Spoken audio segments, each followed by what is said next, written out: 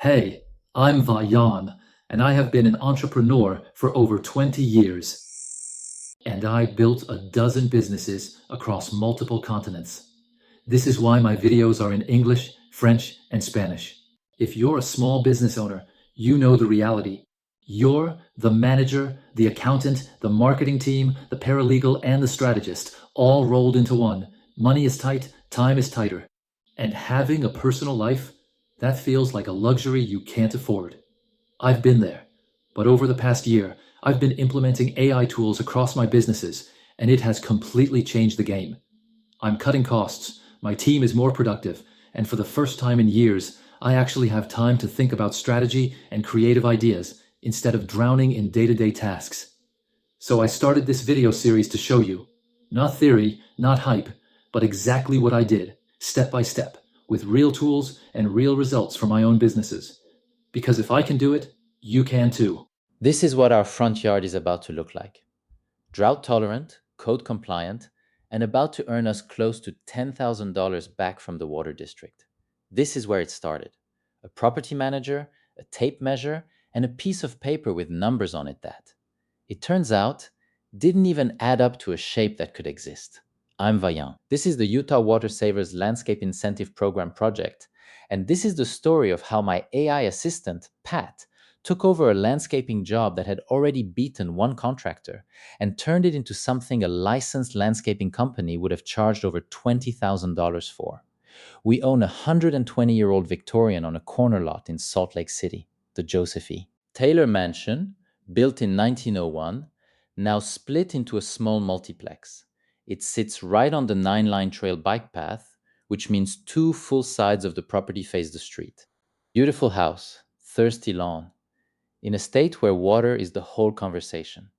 So back in November of 2025, we enrolled the property in the Central Utah Water Conservancy District's Landscape Incentive Program, CQWCD for short. Rip out the grass, replace it with drought-tolerant, native-adapted planting, and the district pays you for it. $3 a square foot for lawn removed, $50 a tree, up to $50,000 on a residential property. Sounds simple. It is not simple. The program has real rules. 50% plant coverage at maturity, its own irrigation zone with a filter and a pressure regulator, a 24-inch height cap in the park strips, hardscape limits front and back. Get it wrong and you don't get paid. And the district doesn't inspect between mid-October and mid-April. So there's a real calendar you're racing against, not a vague someday. We hired a contractor, Jordan, in May on a simple handshake turn contract. $2,000 in labor, we cover materials, he handles the conversion. Sod removal starts, things move. And then, in July, he called it. Not because he wasn't capable, because the job was bigger than one person part-time could carry. And he said something that stuck with me. He talked to other landscaping contractors about a job like ours, and they quote close to $20,000. I understand why, he said. That number is the whole video, honestly. $20,000 is what this yard costs if you hire it out. National pricing data backs him up almost exactly. Professional xeriscape conversions run $5 to $20 a square foot, and for a project our size that lands squarely in the $15,000 to $25,000 range. So now we had half a job done, a plant list Jordan left us before he left, a rebate deadline that doesn't move, and a property manager who does not do landscape design for a living. That's when I called Pat. Here's what call Pat actually meant. Not make me a pretty picture. It meant read every email from the water district. Read the site, visit notes from November. Look at every photo of the property. Read Jordan's half-finished plant list. And read my property manager's own hand-measured tape sheet, the one photographed lying in the dirt. And this is where it gets interesting. Because when Pat actually checked my property manager's measurements against the square footage the program had on file, they didn't match, not off by a little. Everything Pat found went into one place, a live project site it built from scratch, so nobody had to dig through a text thread to find the current plan. One page, 6 area pages, and a running number at the top that updates as the project changes. Pat redrew every area to scale, from the actual numbers on the sheet and color-coded it. Green means the shape closes and matches the program's number. Red means it doesn't. Area A, fine, within 3%. Area B, the measurements on the sheet computed to 560 square feet. The program had it down as 255. That's not a rounding error. That's more than double. Area C, the shape literally would not close. One of the dimensions was missing entirely. Area D, off by 23%. If we'd handed that sheet straight to a contractor or straight to the district, we'd have built to the wrong numbers and either failed inspection or had a rebate claim that didn't match reality. Pat didn't just draw a nicer picture. It found the three questions that mattered. Which edge is this measurement even for? And asked them before a single plant went in the ground, not after. And here's the twist. Once Pat remeasured it properly, the honest number wasn't smaller. It was bigger. Over 3,200 square feet instead of the 2,500 everyone had been assuming. Getting the geometry right didn't just protect the rebate, it grew it.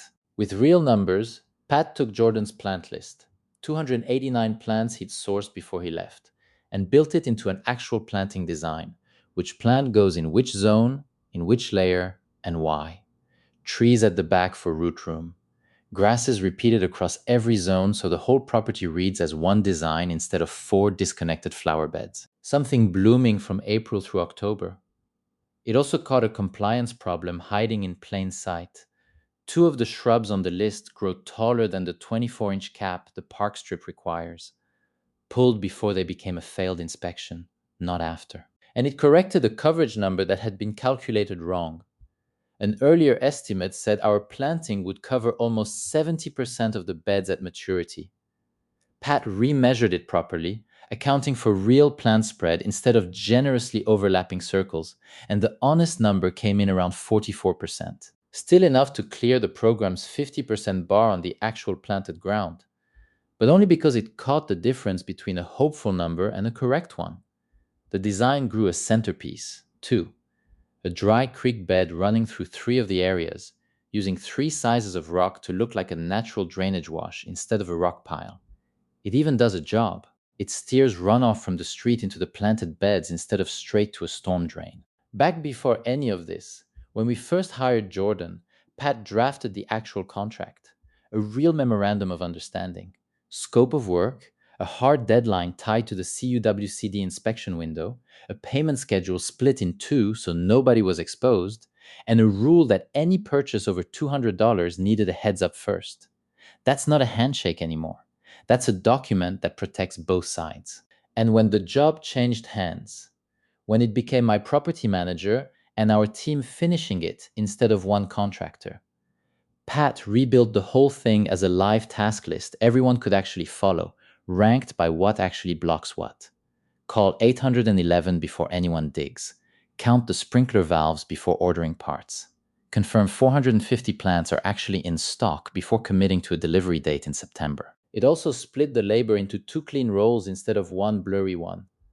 My property manager's crew gets paid a fixed price for each of 8 milestones. Turf out, boulders placed, drip run, mulch down. And that money only releases once the on-site manager confirms the milestone in writing. The manager himself is paid hourly for coordination and the irrigation work specifically. 2 different incentives, 2 different pay structures, no ambiguity about who's owed what for which part of the job. Every person on this job is working off the same life plan, not 4 different memories of a phone call. So let's talk about money, because that's the part that actually impresses people. A landscaping company for this job, outside contractors quoted close to $20,000, turnkey, before any rebate. That's not my guess. That's what our own contractor told us the market rate is, and it matches national pricing for a job this size almost exactly. Pat built us the real number instead, an actual itemized budget, not a gut feeling. Plants, $5,834 for what goes in the ground now, up to $7,358 if every optional flat gets added in September. Materials, bark, drip line, rock edging, another $2,000 to $4,000. My property manager's crew paid a flat $3,800 across those 8 milestones.